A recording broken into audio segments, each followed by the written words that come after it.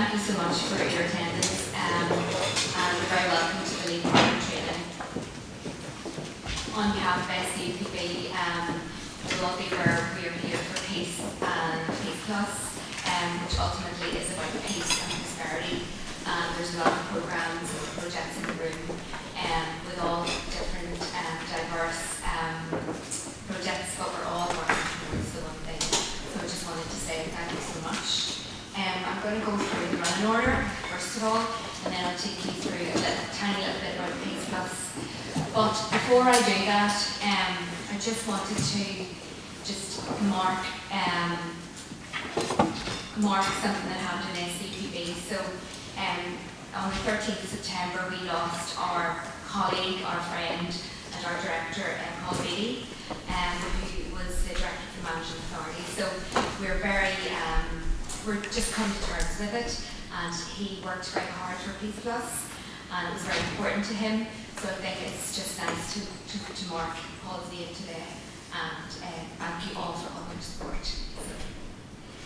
So I'm going to go through the running order. There's a lot in the slides today, and there'll be lots of projects who have experience, and there'll be ones who don't. So we will appreciate we're not going to get it all in one go if it's the first time.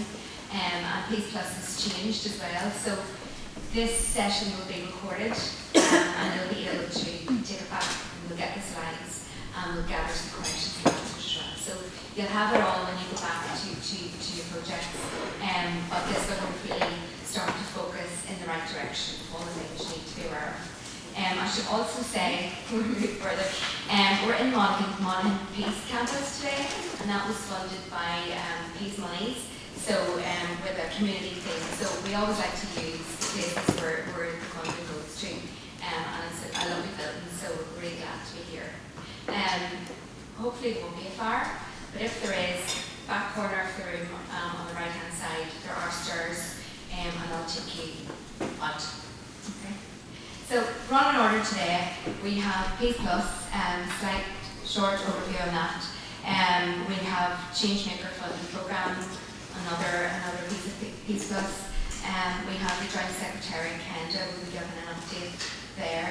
And then we'll have a communications update from Chris. From Chris. And then data protection from Claire. So many talks. So on part 2, then we'll have eligibility of expenditure with Emma. We're going to have reporting of project expenditure and management verifications with Emma Shields. And then we'll have James, Elaine Farmer, then myself, I'll do state aid and fraud, and Kira Kane, monitor and evaluation. Then we'll break for lunch, and then we're back in again. So, and that's it. That'll be the session. It sounds like a short one, but it's plenty. So obviously today's session is recorded. We do have webinars and guides on our SEUPB portal. And we have lots of other webinars that you can revisit if it's your first time coming in. We have eligibility and expenditure, we've got procurement, we have a state aid webinar on Monday, we have our programme manual with lots of GEMS guides, and it's all on our portal, and the link is on this, so we'll be sharing that with you at the end of the session as well.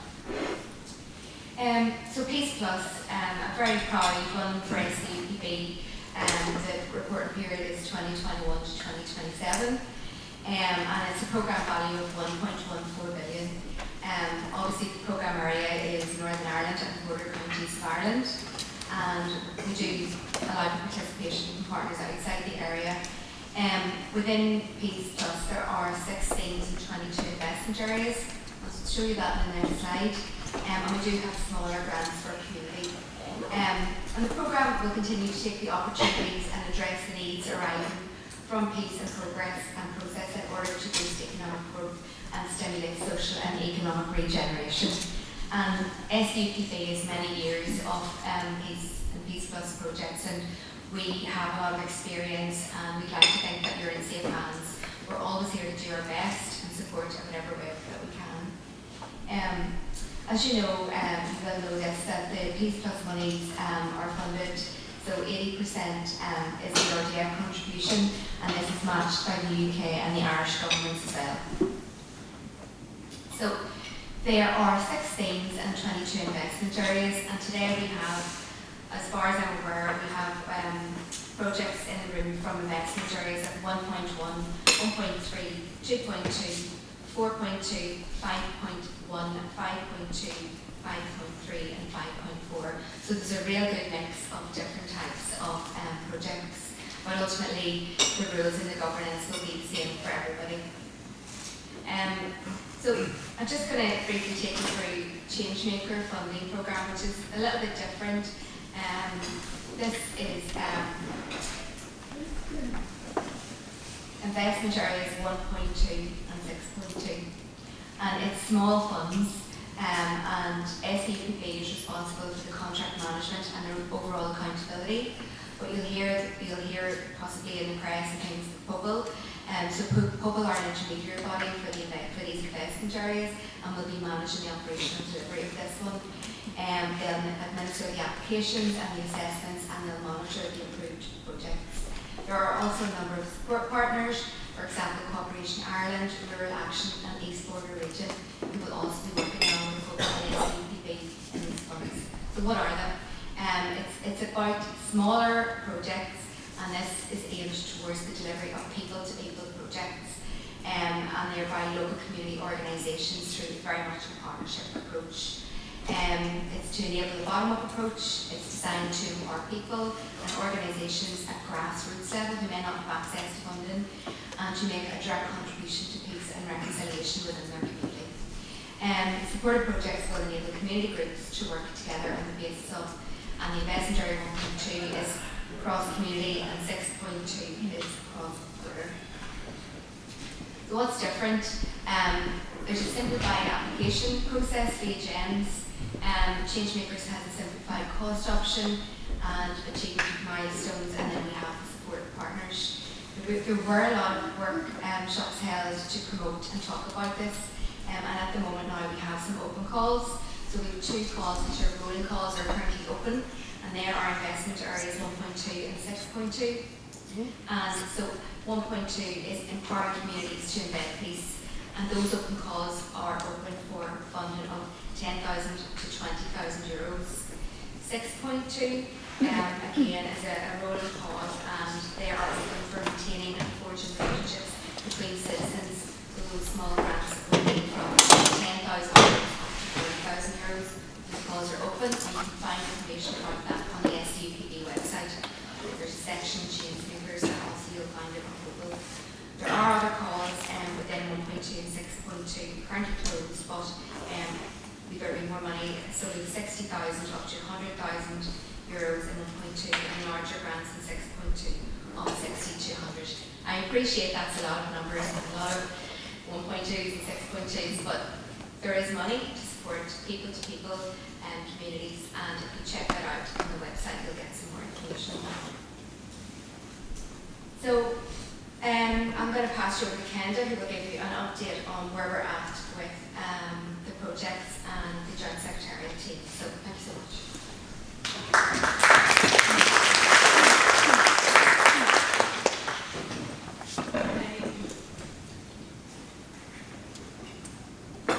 Okay, so far we have received 255 applications for funding, and there's been a number of steering committees that have taken place. So from that, we have 103 projects that now have been approved by steering committees, and from that, 94 approved projects have had their letters of offer issued.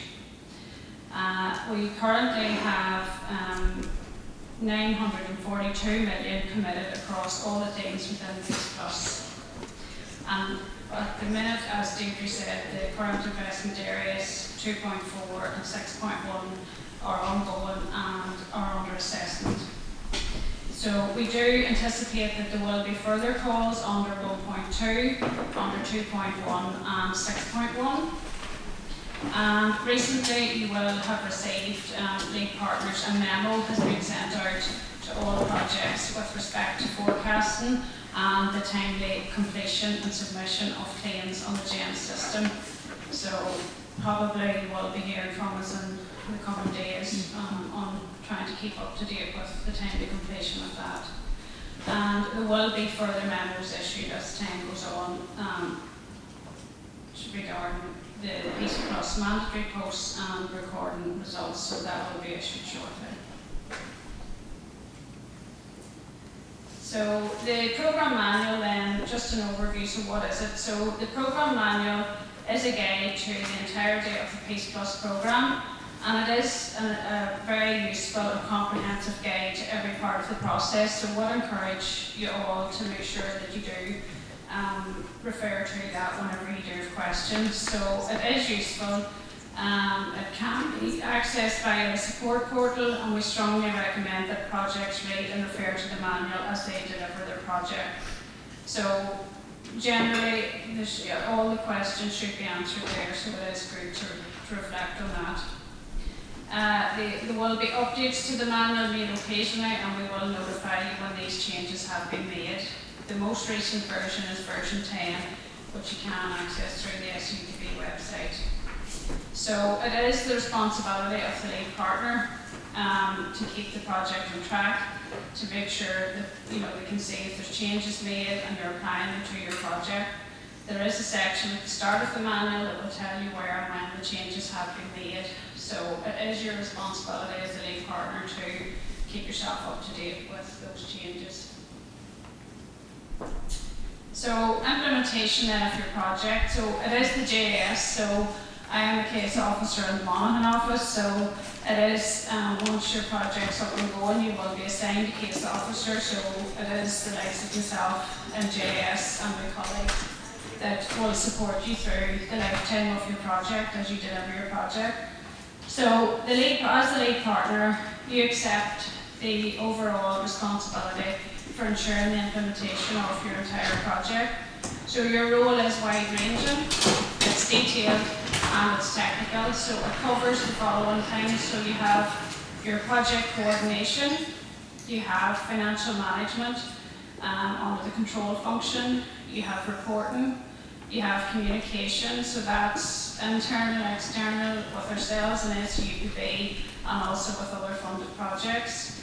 You have training, you have policies and procedures, and also evaluation at the end. So there is quite a wide range that you are responsible to cover. So then lead partner, principal roles and responsibility. So you're responsible for the overall coordination and management and implementation of your project, and that you ensure timely commencement and implementation of the activities within the lifetime of the project.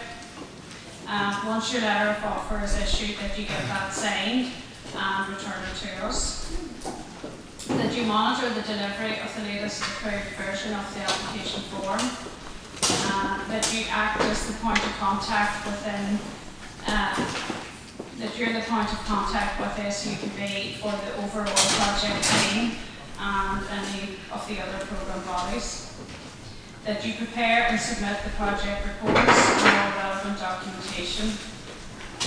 And that you constantly monitor the spending of your project. That you're watching how your budget is going for each of your project partners, and that your verified expenditure is validated by the controller. So as lead partner, it is your responsibility for watching how your budget's going and that everything is eligible. As the lead partner as well, it's also your responsibility to appoint your controller who will perform the management verifications. The lead partner will enter into the contract with the controller, but there is an exception of the investment areas for 1.2 and 6.2, where those management verifications will be undertaken by POBL. So you will receive the funding when it's paid out from SEUPB for the entire project, and then that's your responsibility to transfer it to your partners. That you take all necessary measures to avoid conflicts of interest, and that you also ensure that there's rights to use any pre-existing intellectual property rights if these are necessary for the implementation of the project. That you inform SEUPB if there's any sensitive or confidential information related to the project that may not be published or made publicly available. and that you also set up a project steering committee which will be chaired by the lead partner, and that you comply with all publicity rules as well as the communication requirements as outlined in the programme manual. So there is quite a lot for you as a lead partner, but that's what your PEACE officer is there to support you through that. So any questions, just always contact your PEACE officer at the JS. So I will hand over to my colleague Chris for communications.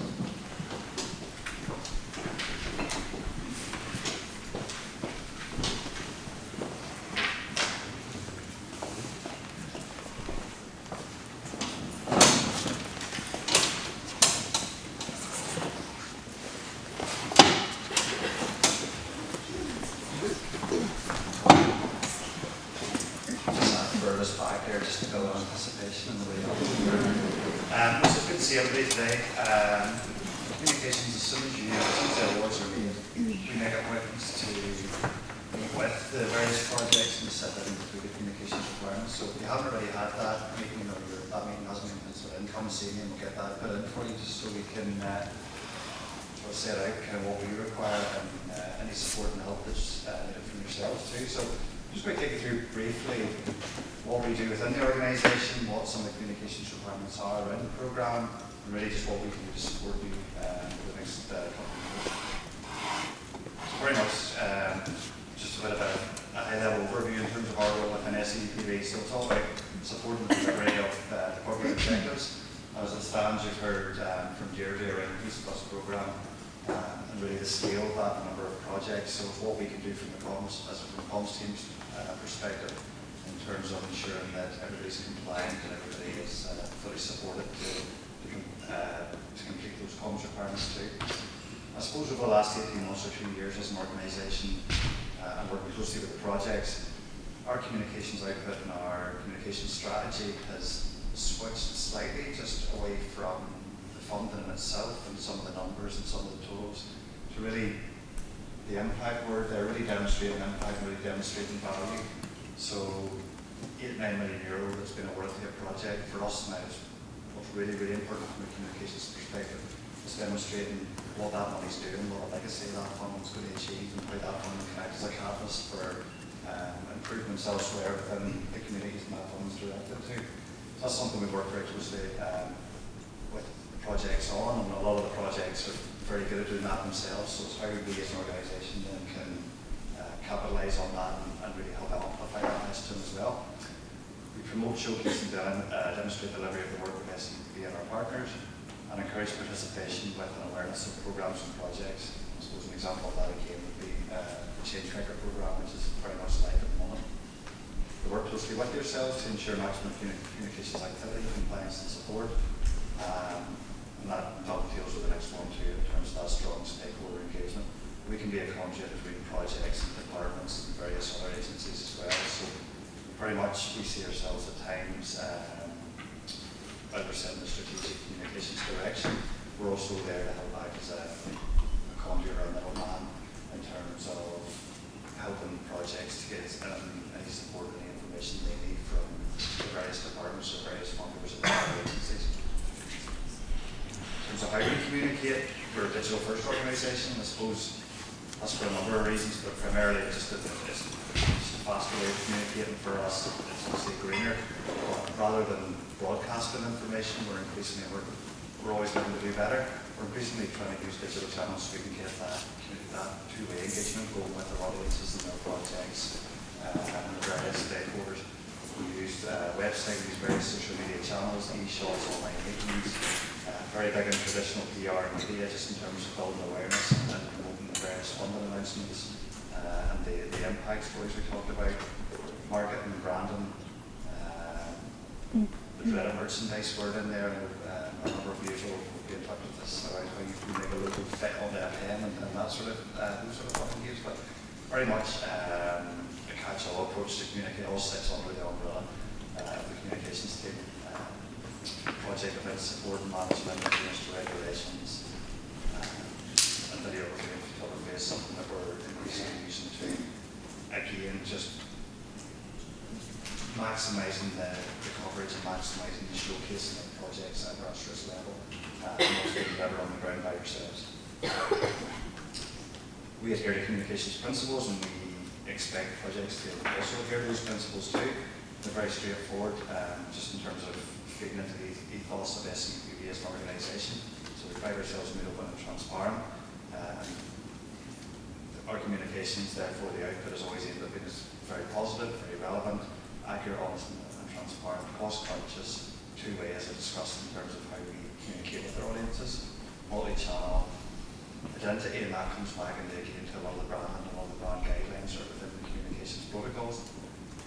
Whenever fund announcements are made, or there's the likes of this building, the Capital Building, when you come in through the door, it's very clear where the fund has come from, so it gives funders that recognition.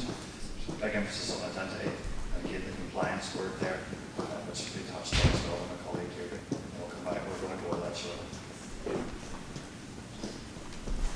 So why is communication so important in this last programme? Funders visibility, and that's something if you've been speaking with the comms team, with myself or any of my colleagues, it's all about the really that it's clear whenever we're going out, when we're doing the various activities, we're doing the lunches, we're doing our closures, and any activity in between. The proper recognition is given that people have a clear idea of where that funding's coming from. It's not EU, UK government, Irish government, and executive. We do that through the use of the logo where it's appropriate, and also the textual reference, which is we go through too. That's really, really important because anything that's front facing, anything that's public facing, brochures, be it pull-ups, anything digital screens, anything websites, social media, should always be branded up if it's beneficiary of PEACEPLUS Programme. That should be clear for anybody in the public that sees that. Coming back to that transparency and accountability too, really, really important that visibility of the various aspects of the communications collateral is demonstrated there as well. And in terms of engagement, finally, just through the public, through the stakeholders, through the various mechanisms that we use and the different audiences that we're targeting, it's all about you addressing and communicating with those stakeholders in the most appropriate way to help raise awareness and build support for the programme's goals. I suppose SEUPB has been doing this for about 26 years. There's been a various suite of programmes to date. We want to ensure that going forward there'll be future programmes too. So it's really, really important that all the boxes are tight in terms of we're seen to be compliant and we're seen to be delivering on what's required from the funders. In terms of adhering to regulations, the programme manual, what we did from the communications team, and hopefully this is familiar to you, is communications guidelines. And we've really taken everything that's required through PEACEPLUS and put it all in here, hopefully as simply and as clearly as we can. Within that, particularly on the website, it's also doubles up as a digital toolkit. So you can go on there and you can download your various logos. It gives you ideas of scale, it shows you mock-ups of what different images should look like on various pieces of material. And hopefully that's a step-by-step guide. It covers all issues around what I do if I'm approached by a journalist, how do I present a PR, what do I social media channels need to include, should all be within that too. And again, the comms team then, whenever you do come on board to begin with, we go through the various aspects of that, of the guidelines. The very bottom, and that's somewhere we as a comms team and as an organisation never want to have to go, but there are penalties of the 2%. There is non-compliance to the funders' regulations regarding communications. We stick close to the guidelines and we keep in contact with the communications team. We do our utmost to ensure that we're never in that position. And if there is, we do regular audits across the whole suite of projects just to ensure. I suppose it's not us marking your homework, is to make sure that we are all covered collectively and that everybody's aware and adhering to the regulations. So what we do, as I say, we do audits of various projects. We will be on sites, we'll be at events, we'll be checking socials and stuff too, just to give us that reassurance. And when we do see anything that could be an issue, or maybe maybe somebody has mistakenly left something off a website, or there's been a a breakdown in communication somewhere. We'll always look to remedy that before we ever have to go down that route, but it is there. I suppose just in terms of a summary of requirements communications, we tend to deal with one contact from the lead partner. You may be aware of that, but if not, it's just an easier system for us, particularly if you're dealing with councils and some of the larger organisations.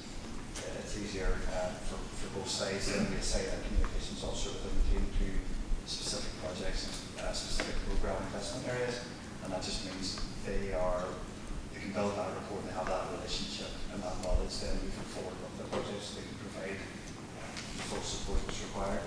We've touched on the logo, we've touched on the fixed door reference, launch closure events, press releases, the communications guidelines covers and there are a number of protocols around things that you can speak in orders and how folks appear, press releases and stuff. And it is important.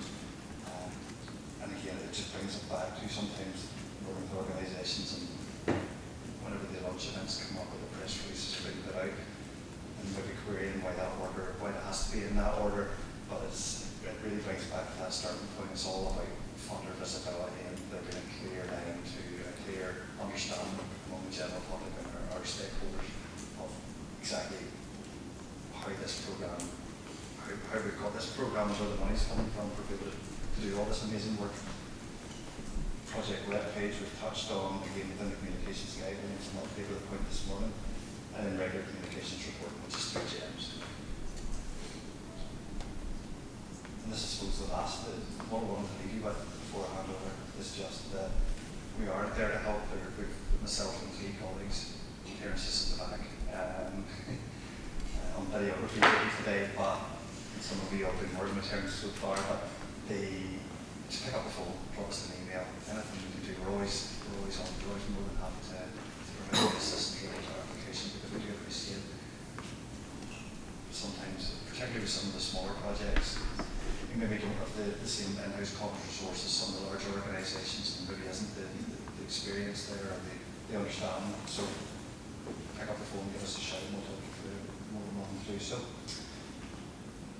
And likewise, if there's projects being launched and there's maybe you need a bit of assistance in terms of amplifying that message or getting out into the media, I'm more than happy to play our role there. Over to my colleague, Kirsten.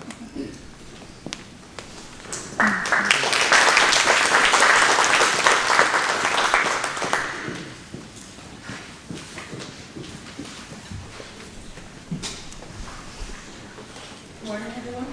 My name is Claire Kelly and I'm one of the Information Commissioners or Information Managers here at SEUPB. I just wanted to draw your attention to a few things this morning with regard to data protection and PEACEPLUS funding. As the lead partner of the PEACEPLUS funded project, your organisation is designated as a data controller. A data sharing agreement is included as a part of the conditions within your letter of offer. This DSA stipulates the measures your organisation is required to take to protect the data that you process for your project. The SEUPB requires that your organisation adheres to the principles outlined in the DSA at all times. If you do have any queries in relation to the requirements outlined in your DSA, you're advised first of all to maybe seek your own independent legal advice, but we are here to help and assist with questions. So if you do have any questions, please channel those through your case officer first and we will be happy to help. There's also good information on the Information Commissioner's Office website and the Data Protection Commissioner's website, so please make use of those if you are in need of additional help. One last thing I will mention is that our programme manual is being reviewed at the minute and being updated with regards to data protection, so that will be issued